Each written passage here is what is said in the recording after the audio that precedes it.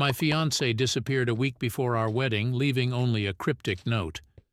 I discovered his double life, met his secret family, and unraveled a decades-old mystery that changed everything.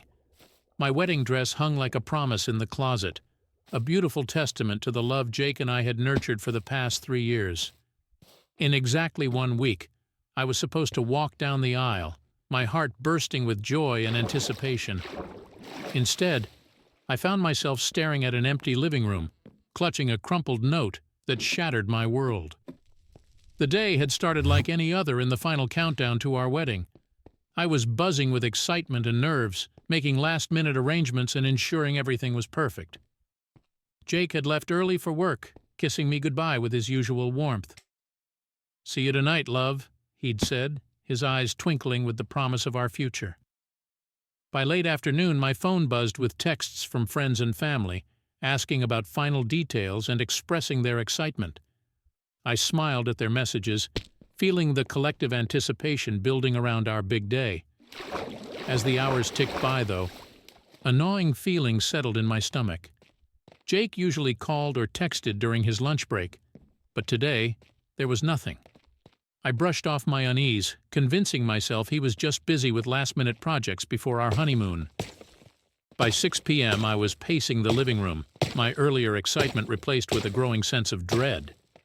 I called his phone, but it went straight to voicemail. I tried his office, but his colleagues said he'd left early, around noon, without any explanation. Panic began to claw at my insides. Where was he? It wasn't until I checked our mailbox that I found the note. My hands trembled as I unfolded the paper, recognizing Jake's familiar handwriting. The message was brief and cryptic. "I had to do this. Trust me." My heart pounded in my chest as I read and reread the note, trying to make sense of it. What did he mean? Where had he gone? And why hadn't he said anything to me? I collapsed onto the couch, the note slipping from my fingers. This had to be a mistake, some horrible prank or misunderstanding. Jake would never just disappear like this, not with our wedding so close. I dialed his number again, desperation seeping into my voice as I left another voicemail. "Jake, please call me. I'm worried sick. Where are you?" The evening passed in a blur of frantic phone calls and unanswered questions. I reached out to his friends, his family, anyone who might have a clue about his whereabouts. But no one knew anything. It was as if he had vanished into thin air, leaving behind only confusion and heartache. As night fell, I found myself sitting in the dark, the reality of the situation sinking in.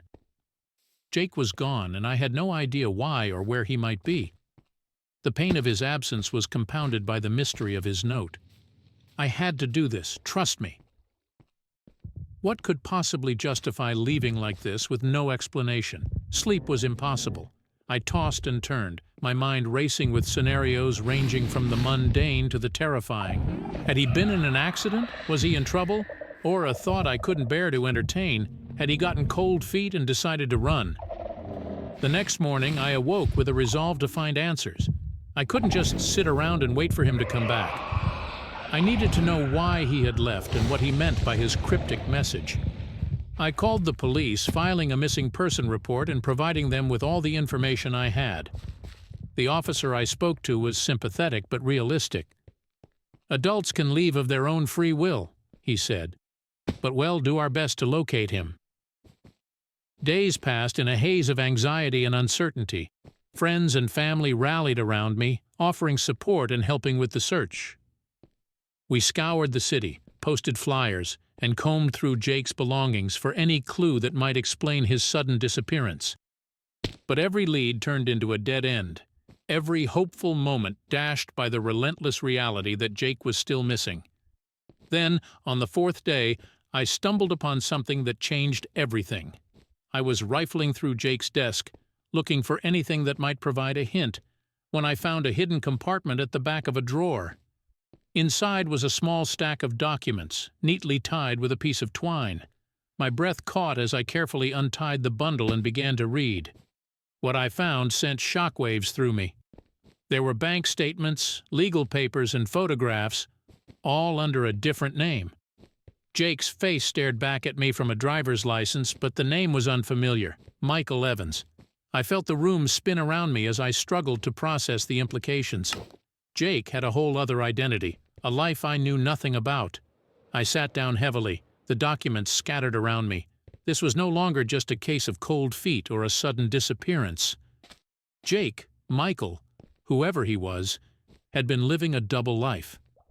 My mind raced with questions. Who was this other person? Why had Jake kept this from me? And how deep did this deception go? Determined to uncover the truth, I resolved to track down every lead, no matter where it took me. Jake might have disappeared, but I was going to find him, and in the process, I would unravel the mystery that had turned my world upside down. I stared at the driver's license in my hand. Michael's, face gazing back at me with an unnerving familiarity. The room felt like it was closing in, my heart pounding so hard I could feel it in my throat. How could the man I was about to marry have kept such a monumental secret from me? I picked up the documents, trying to make sense of them.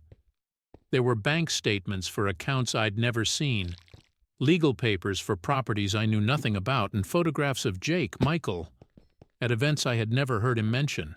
I grabbed my phone and dialed Jake's number again, hoping against hope that he would answer this time. But once again, it went straight to voicemail. Jake, Michael, whoever you are, please call me back. I found your documents and I need answers. I need to understand what's going on. My voice cracked as I left the message, a mixture of anger, confusion, and desperation seeping through. The next few hours were a whirlwind. I called the police again, updating them with the new information. The officer on the other end of the line sounded more concerned this time, but there was still an underlying tone of resignation. "We'll do what we can, ma'am, but without any indication of foul play, there's only so much we can do." I decided to visit Jake's, Michael's, workplace in person, hoping that maybe his colleagues had noticed something unusual. When I arrived, the receptionist greeted me with a look of sympathy. "We're all so sorry to hear about Jake. He's a great guy and we hope he's okay. Has anyone here seen or heard from him since he left last week?" I asked, trying to keep my voice steady. One of his co-workers, a tall guy named Eric, approached me. "Hey, I was just about to call you. I found this in Michael's desk." He handed me a small envelope. Inside was another note, written in the same familiar handwriting. "I can't explain everything right now, but I'm doing this to protect you. Trust me." My hands trembled as I read the note. Protect me from what? From whom? The questions multiplied in my mind, each one more confusing than the last. Eric looked at me with concern. "Is there anything we can do to help? Anything at all?" I shook my head, feeling overwhelmed. "I just need to find him. I need to understand why he left and what he's hiding." Back at home, I spread out the documents on the kitchen table, trying to piece together the puzzle. One of the bank statements showed transactions in a small town a few hours away. It was the only concrete lead I had, so I decided to follow it. The drive was long and filled with anxious thoughts. As I approached the town, I realized how little I knew about the man I was supposed to marry. Every mile brought a new wave of fear and determination. I needed answers, and I was prepared to go to any lengths to get them. The town was quaint, with a main street lined with small shops and cafes. I parked my car and walked into the first bank I saw, hoping that the tellers might recognize Jake's face from the documents. I showed the driver's license to the woman behind the counter, and her eyes widened slightly. "Yes, I remember him. He was here a few days ago, making a withdrawal." "Do you know where he went?" I asked, my heart pounding with a mixture of hope and dread. She shook her head. "I'm sorry, I don't. But he did mention something about meeting someone at the old inn down the street." I thanked her and hurried to the inn, a charming old building with ivy creeping up the walls. The receptionist looked up as I entered, her friendly smile fading when she saw the urgency in my eyes. "Can I help you?" "I'm looking for someone who might have checked in a few days ago. His name is Michael Evans," I said, showing her the driver's license. She studied the photo for a moment before nodding. Yes, he checked in, but he left in a hurry yesterday. Didn't leave a forwarding address or anything. My heart sank. Another dead end. I was about to leave when the receptionist hesitated. He did leave something at the desk, though. Said someone might come looking for him. She handed me a small sealed envelope with my name on it. With shaking hands, I opened the envelope. Inside was a letter from Jake, Michael, explaining, at least in part, his disappearance. He wrote about how he'd been living a double life to protect me from his past. A past that had finally caught up with him. He mentioned a dangerous person who had resurfaced, threatening everything he held dear. He begged me to trust him and promised to come back once he had dealt with the threat. Tears blurred my vision as I read his words. The man I loved was out there, facing something terrible, all in the name of protecting me. But what could be so dangerous that it required him to vanish completely? The letter ended with a plea for patience and trust, but it left me with more questions than answers. Who was this dangerous person? What had Jake, Michael, done in his past that was so perilous? And how was I supposed to find him when he was determined to stay hidden? Determined not to give up, I decided to stay in town and continue my search. There had to be someone who knew more, someone who could help me find Jake and bring him back. I was prepared to turn over every stone, question every stranger, and follow every lead, no matter how small. As I settled into my hotel room that night, I knew the road ahead would be long and filled with challenges. But I also knew that I wouldn't rest until I found the man I loved and unraveled the mystery that had turned my life upside down. The sun had barely risen when I set out again, armed with Jake's, no Michael's, letter and the determination to find him. My mind buzzed with 1,000 questions, but I pushed them aside, focusing on the task at hand. The small town felt like a labyrinth, each street a potential clue or dead end. First, I decided to visit the local police station. The officers there were skeptical but agreed to keep an eye out for anyone matching Jake's description. They offered me little hope, reminding me that adults often disappeared of their own volition. Their lukewarm response only fueled my resolve. Next, I visited the local cafes and shops, showing Jake's photo to anyone who would look. Most people shook their heads or offered sympathetic smiles, but no one seemed to recognize him. My frustration grew with each fruitless encounter. Just as I was about to give up for the day, I walked into a small bookstore at the edge of town. The musty scent of old books filled the air, and the shelves were crammed with volumes of every kind. The elderly man behind the counter looked up as I entered, his eyes narrowing with curiosity. "Can I help you, miss?" I approached the counter, pulling out the photo. "I'm looking for this man. He was in town a few days ago." The old man adjusted his glasses and peered at the picture. His brow furrowed and he nodded slowly. "Yes, I remember him. He came in asking about local history, particularly about the old quarry." My pulse quickened. "Did he say why he was interested in the quarry?" The man shook his head. "No, but he bought a few books on the subject. Seemed very intense about it." The quarry. It was a lead, and it was better than nothing. I thanked the man and left the bookstore, my mind racing with possibilities. Why would Jake, Michael, be interested in an old quarry? What connection did it have to his past or the danger he was trying to protect me from? I drove to the edge of town where the quarry was located. It was an eerie place, abandoned and overgrown with weeds. The sheer cliffs and deep murky water gave it a foreboding air. As I stood at the edge, looking down into the depths, I couldn't shake the feeling that I was on the verge of uncovering something significant. I spent hours exploring the area, searching for any sign that Jake had been there. The quarry seemed deserted, but I refused to give up.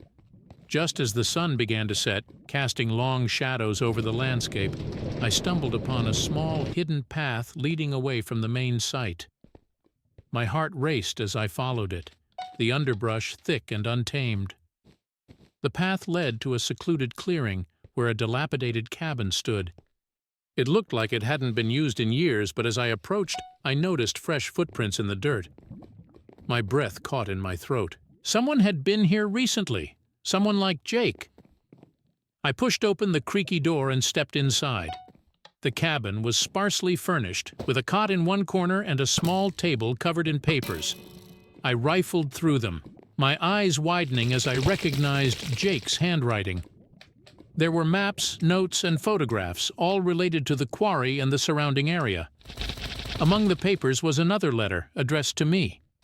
With trembling hands, I unfolded it and began to read. Jake explained that he had discovered something buried in the quarry, something that could ruin lives if it fell into the wrong hands.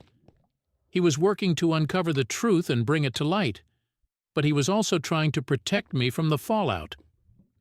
He wrote about a man named Victor, someone from his past who had resurfaced and was threatening everything Jake held dear. Victor was ruthless and dangerous, and Jake was determined to stop him. The letter ended with another plea for patience and trust, promising that he would return as soon as it was safe. My mind reeled as I tried to process everything. The quarry, Victor, the buried secrets, it all felt like a twisted puzzle, and I was missing crucial pieces. But I knew one thing for certain. Jake was in danger, and he needed my help. Determined to find out more about Victor, I returned to the town and began asking questions. Most people claimed not to know him, but a few older residents exchanged wary glances at the mention of his name. It was clear that Victor was someone to be feared, someone who had left a lasting impression on the town. Finally, an elderly woman named Mrs. Thompson agreed to talk to me. She invited me into her cozy home, offering tea as she recounted her memories. Victor was trouble from the start, she said, her voice tinged with fear and disdain. He was involved in all sorts of shady dealings. The quarry was his playground, a place where he hid his secrets. "What kind of secrets?" I asked, leaning forward in anticipation. Mrs. Thompson hesitated, glancing around as if expecting Victor to appear at any moment. Rumors, mostly. Illegal activities, hidden treasures, people who crossed him and disappeared. The quarry holds many dark stories. Her words sent chills down my spine. Jake was up against a formidable enemy, someone who wouldn't hesitate to destroy anyone in his way. But why had Jake kept this from me? And how could I help him when I was still so much in the dark? As I left Mrs. Thompson's house, I felt a renewed sense of purpose. I needed to find Victor and learn the full extent of his connection to Jake. Only then could I hope to bring Jake back and put an end to this nightmare. I decided to start by visiting the quarry again, this time under the cover of darkness. I needed to see if there were any clues I had missed, anything that might lead me to Victor. With a flashlight in hand, I made my way back to the hidden path, my heart pounding with a mixture of fear and determination. The cabin was just as I had left it, the papers still scattered on the table. I searched through them again, this time more methodically, looking for any mention of Victor. My persistence paid off when I found a crumpled piece of paper tucked under the cot. It was a note, written in Jake's hurried handwriting. "Meet at the old church, midnight." My pulse quickened. It was a lead, a place where I might find Jake or at least more answers. The old church was a few miles out of town, a relic from a bygone era. It had been abandoned for years, its once grand facade now crumbling and overgrown. As I approached the church, the moonlight casting eerie shadows on the walls, I felt a sense of foreboding. I pushed open the heavy wooden doors and stepped inside, my flashlight beam cutting through the darkness. The air was thick with dust and decay, the silence oppressive. I made my way through the nave, my footsteps echoing in the emptiness. In the dim light, I saw movement near the altar. My heart leaped as I called out, "Jake, is that you?" A figure emerged from the shadows, but it wasn't Jake. A tall, imposing man with cold eyes and a cruel smile stepped forward. "You're a brave woman coming here alone," he said, his voice dripping with menace. "But bravery can be a dangerous thing." My blood ran cold as I realized who he was. "Victor," I whispered, my voice trembling. He chuckled, a sound that sent shivers down my spine. "So you've heard of me. Good. That will save us some time. My mind raced as I tried to think of a way out. Victor was between me and the door, and I had no idea if anyone else was in the church. I had walked straight into a trap, and now I had to find a way to survive it.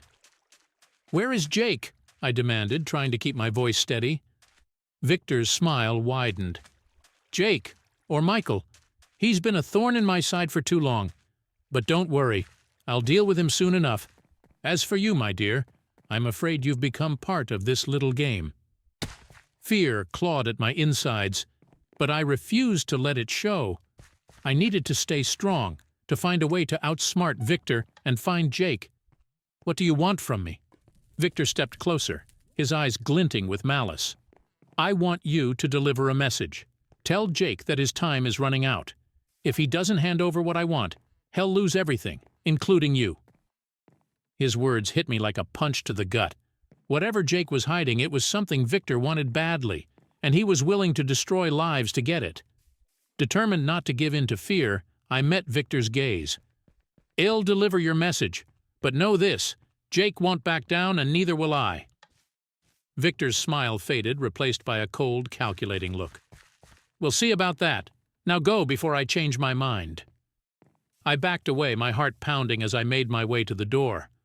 As soon as I was outside, I broke into a run, not stopping until I reached my car. My hands shook as I fumbled with the keys, finally managing to start the engine. As I drove back to the hotel, my mind raced with the implications of my encounter. Jake was in grave danger, and now so was I. But I wasn't about to back down. I would find Jake, uncover the truth, and bring Victor to justice. The stakes had never been higher, but I was determined to see this through to the end. For Jake, for myself, and for the future we had planned together.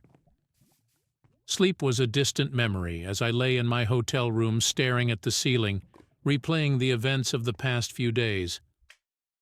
The encounter with Victor had left me shaken, but more determined than ever to find Jake. I needed to understand the full extent of his hidden life and why he had kept so much from me. The weight of the secrets, the danger we were both in, and the uncertainty of what lay ahead pressed heavily on my chest. Morning came, bringing with it a renewed sense of purpose. I grabbed Jake's, Michael's documents and headed out, determined to uncover more about his hidden life. The name Michael Evans was a puzzle piece I needed to fit into the larger picture. My first stop was the local library, hoping to dig into public records and find more about this alias. The librarian, a kind woman named Linda, was eager to help. "We don't get many people interested in local history," she said with a smile. "What are you looking for?" "Anything you have on Michael Evans," I replied, trying to keep my voice steady. "Old newspapers, property records, anything." Linda nodded and disappeared into the back room.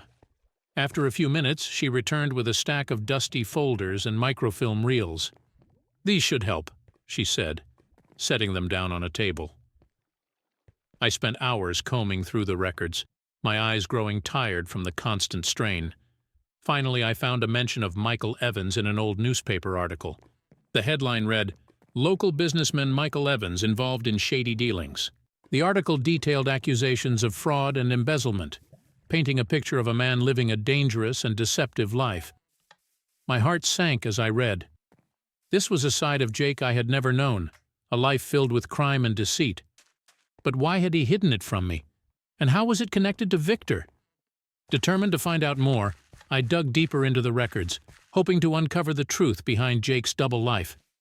What I found would change everything I thought I knew about the man I loved. The library's musty scent clung to my clothes as I left, my mind reeling from the discoveries about Jake, Michael. Fraud, embezzlement, shady dealings. This wasn't the man I thought I knew. But if he had been involved in such activities, why had he kept it from me?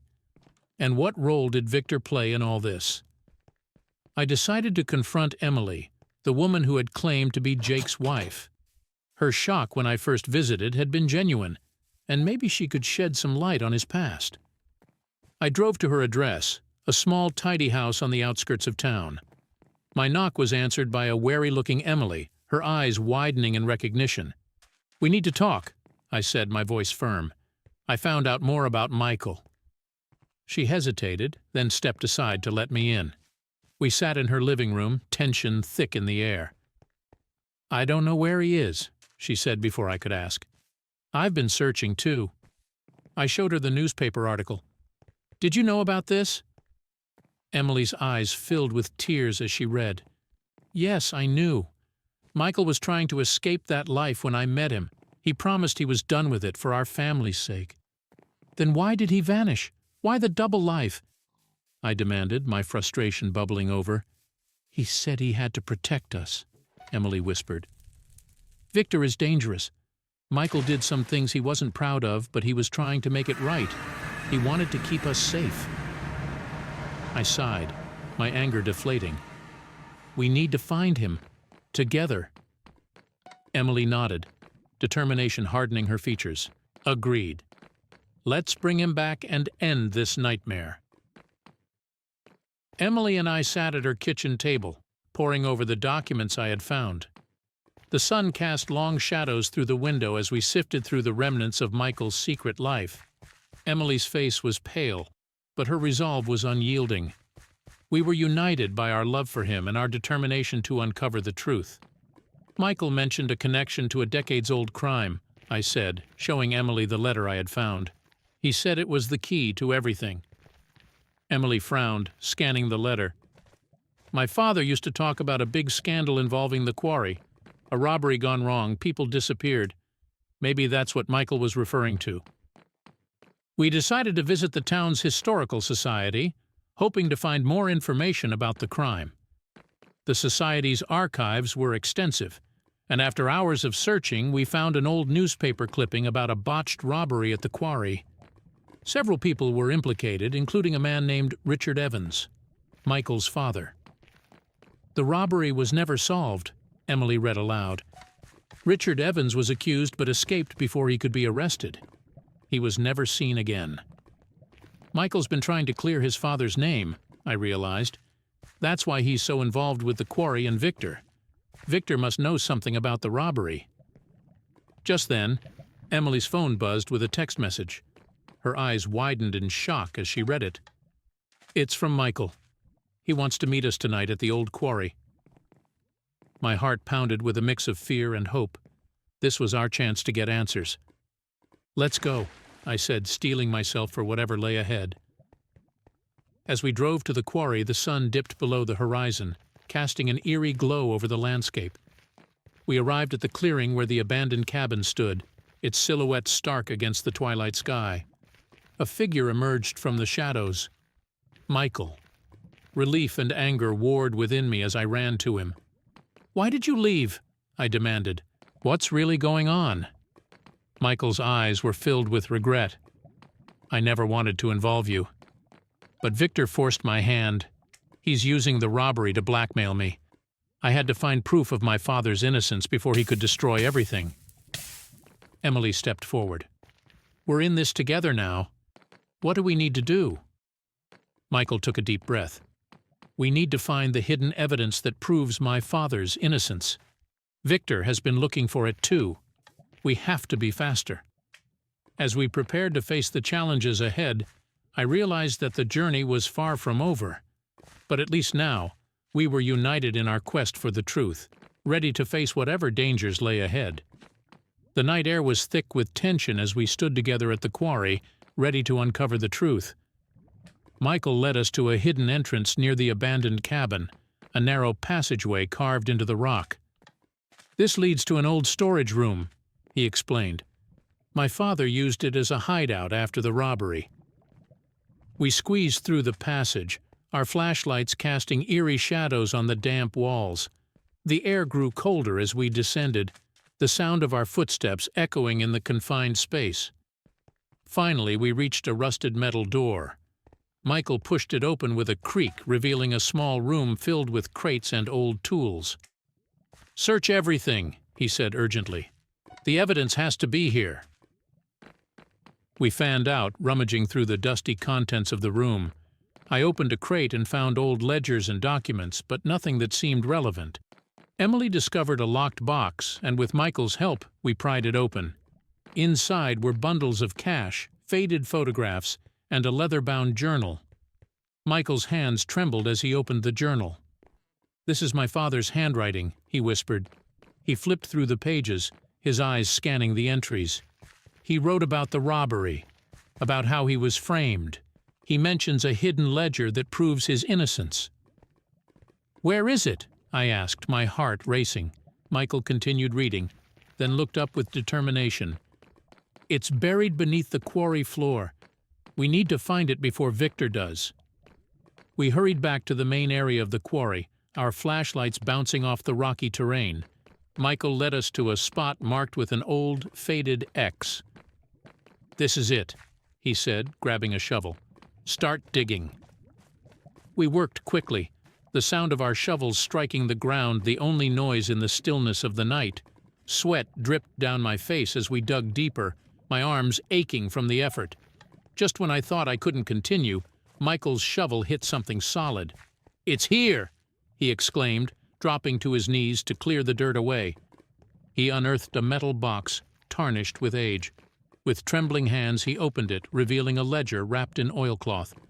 Michael's eyes filled with tears as he examined the ledger. "This is it. This proves my father's innocence. Victor can't use this against us anymore." Suddenly a shadow fell over us. We looked up to see Victor standing at the edge of the pit, a gun in his hand. "Well, well," he sneered. "I knew you'd lead me to it eventually."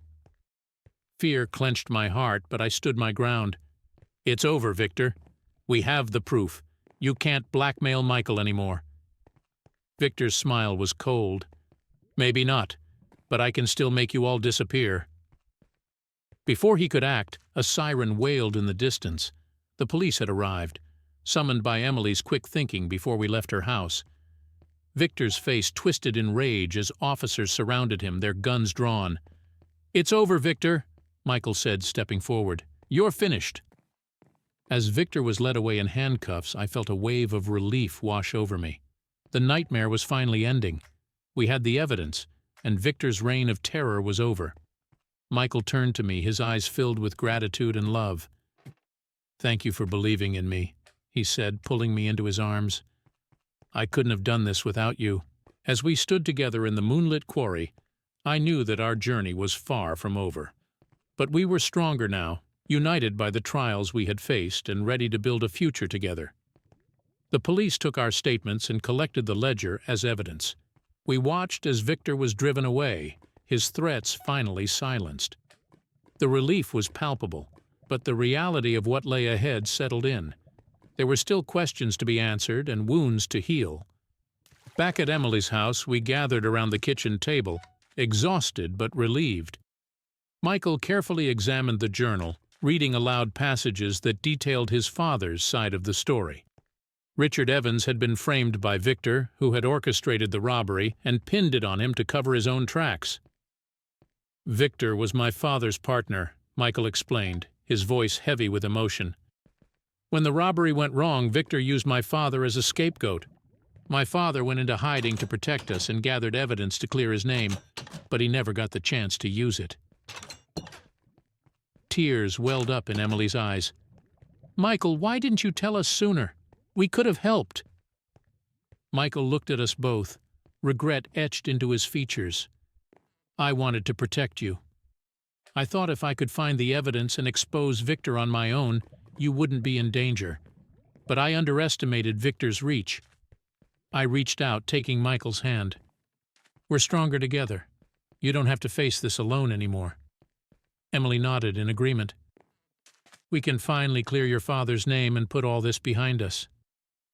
In the days that followed, we worked with the police to piece together the full story. The ledger contained detailed records of Victor's illegal activities, implicating him and exonerating Richard Evans. With the evidence in hand, the authorities reopened the case, and the media quickly picked up the story. As the truth came to light, the town buzzed with shock and disbelief. Victor's reputation was shattered, and the long-hidden secrets of the quarry were finally exposed. The public outpouring of support for Michael and his family was overwhelming, and the weight of the past began to lift. One evening, as we sat on Emily's porch, Michael turned to me, his eyes filled with gratitude. "I can't thank you enough for standing by me. I know I hurt you by keeping all this a secret, but I promise to be honest from now on." I squeezed his hand, feeling a sense of closure and hope for the future. "We have been through so much, but we made it through together. That's what matters." Emily smiled, joining us. "And now we can finally move forward, as a family." As the sun set, casting a warm glow over the horizon, I felt a profound sense of peace. The mystery had been unraveled, justice had been served, and the bonds between us had been strengthened. The journey had been tumultuous, but it had led us to this moment of clarity and unity. And so, with the past behind us and the future before us, we embraced the promise of a new beginning, ready to face whatever came next, together. The court date arrived swiftly. The courtroom buzzed with anticipation as Victor was led in, his demeanor as defiant as ever. The evidence from the ledger, coupled with Michael's testimony, painted a damning picture. Victor's once formidable presence now seemed diminished as the weight of his crimes was laid bare.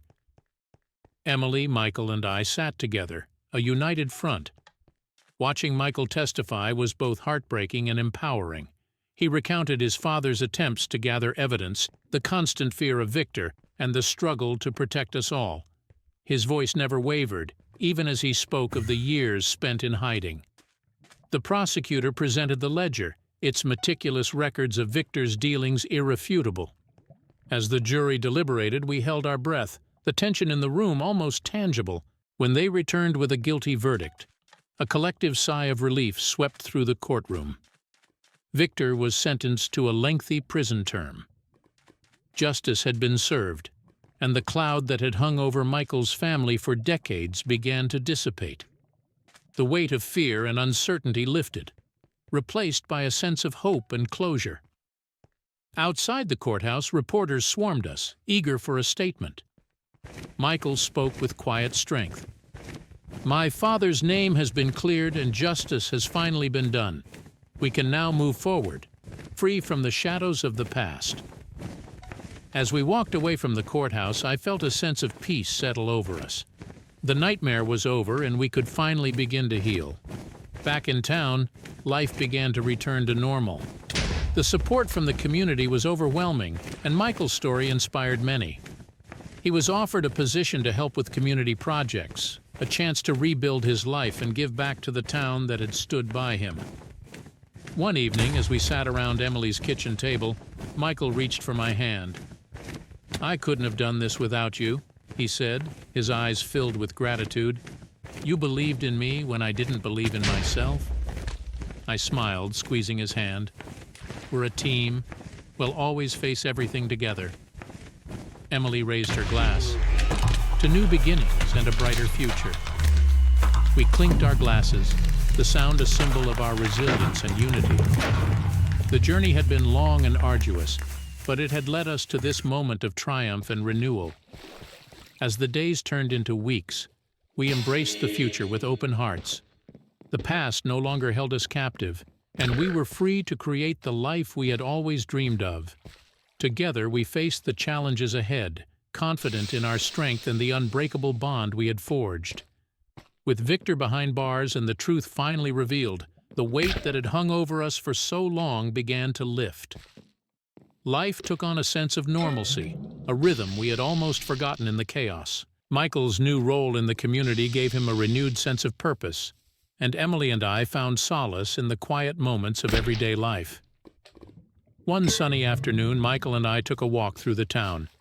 We stopped at the local park, watching children play and neighbors chat, the simple joys of life no longer overshadowed by fear. As we sat on a bench, Michael turned to me, his eyes reflecting the sunlight and the gratitude in his heart. "I've been thinking a lot about our future," he said, taking my hand. "Everything we've been through has shown me how important it is to cherish what we have." I smiled, feeling a warmth spread through me. "I couldn't agree more. We've come so far, and I'm ready to start this new chapter with you." Michael reached into his pocket and pulled out a small box. My heart skipped a beat as he opened it to reveal a ring. I know we've been through a lot and I've made mistakes, but I love you more than anything. Will you marry me for real this time?" Tears filled my eyes as I nodded, unable to find the words. He slipped the ring onto my finger, and we embraced, surrounded by the beauty of the life we were building together. The days leading up to our wedding were filled with joy and anticipation. This time, there were no secrets, no shadows lurking in the background. Friends and family came together to celebrate our love, their support a testament to the strength of our journey. The wedding day dawned bright and clear, the perfect reflection of our hopes for the future. As I walked down the aisle, my heart swelled with happiness. Michael stood at the altar, his eyes filled with love and promise. We exchanged vows, our voices steady and filled with emotion. "I promise to stand by you through every challenge and triumph," Michael said, his hands holding mine tightly. "To love you, protect you, and cherish every moment we share."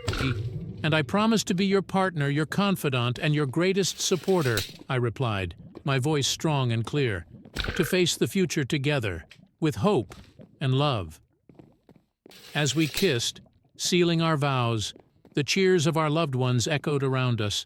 It was a moment of pure joy, the culmination of our struggles and the beginning of our new life. At the reception, laughter and music filled the air. Emily made a toast, her voice choked with emotion.